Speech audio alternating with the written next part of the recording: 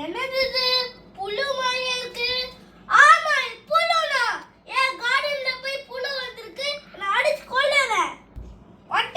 வந்துட்டேன். உன்னை என்ன பண்றேன்னு பாரு.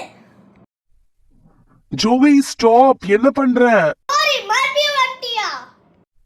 ஆமா ஜோவி, நான் வந்துட்டேன். ஆமா, நீ என்ன பண்ணிட்டு இருக்க?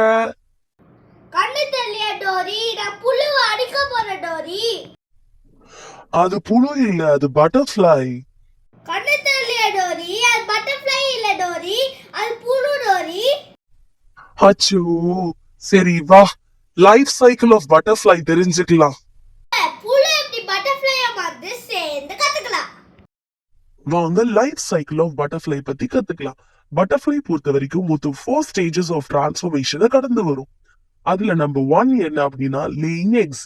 ஸோ ஃபீமேல் அடல்ட் பட்டர்ஃப்ளை என்ன பண்ணும் அப்படின்னா ஒரு பிளான்ட்ல இருக்கிற லீவ்ஸ்ல போய் அதோட எக்ஸ லே பண்ணும்.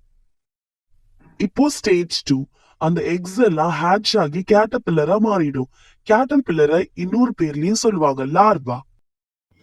கேட்டர்பில்லர் ஃபர்ஸ்ட் அதோட எக்ஷெல்ஸ் எல்லாம் சாப்பிட்டுடும். அதுக்கப்புறமா அது எங்க எக்ஸ் லே பண்ணுச்சோ அந்த பிளான்ட்ல இருக்க லீவ்ஸ் எல்லாத்தையுமே சாப்பிட்டு அதுக்கு தேவையான growth அது அடைஞ்சுக்கும்.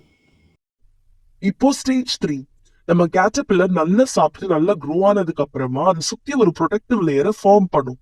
இந்த ஸ்டேஜ் பேரு கிரிசலிஸ்.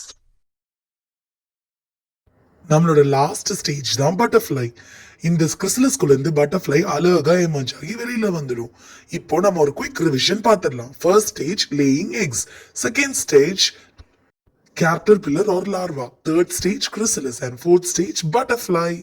இந்த குயிக் ரிவிஷன் பார்த்தீங்க. இதே மாதிரி நிறைய இன்ஃபர்மேஷனான ஒரு வீடியோவை நீங்க தெரிஞ்சுக்கணும்னா please like, share and subscribe to our channel.